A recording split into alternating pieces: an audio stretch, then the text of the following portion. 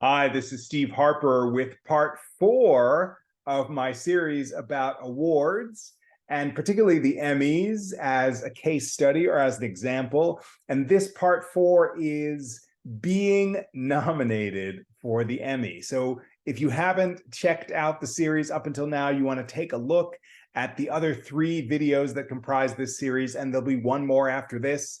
And in those 3 videos, you would have found out how to become an Emmy voter.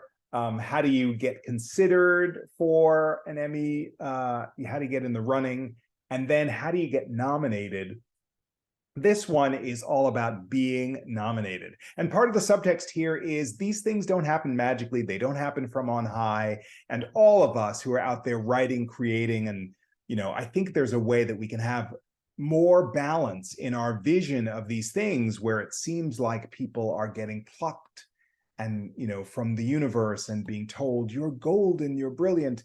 It's really just people voting on stuff like any other contest, and it is essentially a contest. So once you are nominated, this is something I know a little bit about because in 2016 my web series Send Me, which you can find here on YouTube, if you type in Send Me web series here on YouTube, you'll find it. We got nominated for an Emmy for outstanding actress in a short form drama or comedy. And Tracy Toms, who was the lead of the show, got nominated. I was super proud of that. And so I know what it's like to have a nomination in the space of the Emmys. And here's the thing, once again, just, there's, again, no magic to it. It's simply a matter of once you get nominated, you really just want to get other Television Academy members who are going to vote on those nominees to watch the show. Because if they haven't watched the show, they can't vote in the categories because you're supposed to have seen everything and then choose the best from that series of episodes that are listed in that category. Now, here's the tricky thing about that, right? Depending on how busy you are, again, now we're talking shorter categories with shorter lists, maybe 7 nominees, 6 nominees, but still, you have to have watched a lot of television to vote in every eligible category for your particular peer group. And there have been some years where I just haven't had the bandwidth to watch everything in every category to be able to choose which I think is the most outstanding or the best. Again, things that we can't really determine because it's apples and oranges, because it's all art.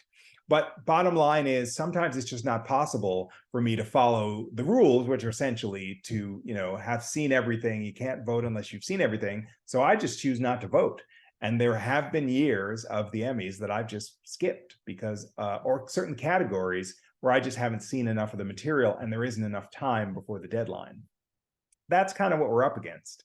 But this video about being nominated is essentially here to tell you that in the space of being nominated, the trick is just to get voters to watch, potential voters. And that means to make your material available. There are ways to submit it to the site at the Television Academy to let people watch it there. But if you have money, you take out ads and you put up billboards, or you put things in magazines, or you go on talk shows, or you go on podcasts. And obviously for me, in my experience, I didn't have the money to do much of that.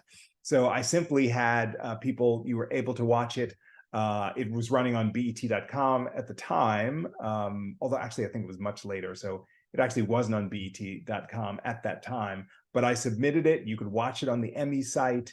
And I put out, Twitter ads and some Facebook ads and all of those sorts of things to try to get Emmy voters to watch. So again, not magical, but another opportunity to do marketing, to spread word of mouth, to try to get people to talk about it. It's all of those pedestrian things that help things that ultimately win the Emmy get the Emmy, just by raising awareness, just by spreading the word.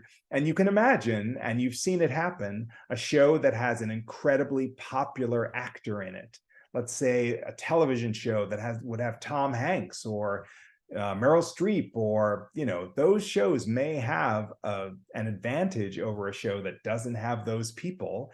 And if the outlet that put out that show has the money to advertise, then they also could be ahead of the game. So again, very sort of horse race kind of thing, slightly pedestrian, no less prestigious in the end, but certainly something that depends on advertising and attention, word of mouth, and people just knowing about the thing that you're talking about.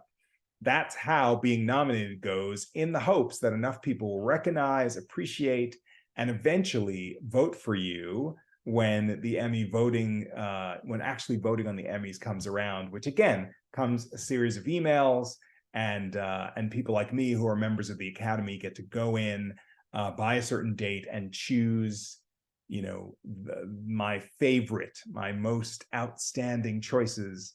Again, subjective, my opinion on the website based on what I've seen.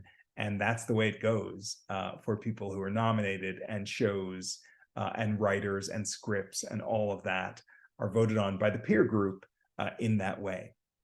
Anyway, there's one more, the grand finale of this series about awards and Emmys. We're going to talk about winning an Emmy.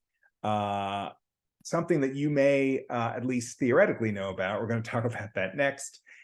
Like and subscribe, like this video, subscribe to this channel if you appreciated this. There's tons of other great stuff on this YouTube page, and I hope you learn some things about your writing life. Go to yourcreativelife.com, where it's the hub of my coaching business, things that are free, things you can sign up for.